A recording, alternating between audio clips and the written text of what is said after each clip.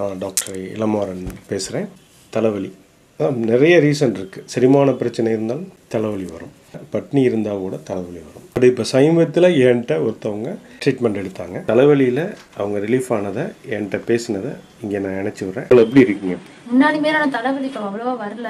ஆனா டோட்டலா பழைய வலியே இல்ல. பழைய வலி இல்ல. ஃபர்ஸ்ட் டேப்லெட் எடுத்த 2 நாள் செம்ம வலியா இருந்துச்சு.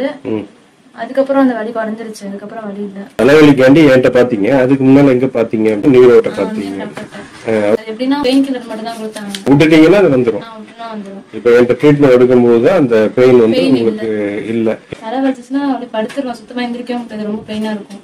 ஆனா இப்ப பரவாயில்ல. இதுக்கு முன்னாடி அவங்க சொன்னாங்க மைக்ரைன், நீங்க நார்மலா ஹெட்ஏக் மட்டும் தான் சொன்னீங்க. நான் வந்து ஹெட்ஏக் தான், மைக்ரைன் நான் முடிவு பண்ணல. இல்ல பரவாயில்ல. ஆனா நீண்ட நாள் இருந்தது. எவ்வளவு நாள் இருந்தது? 4 இயரா. நல்ல சிகிச்சை முறை சித்தா ஆயுர்வேதத்துல இருக்கு.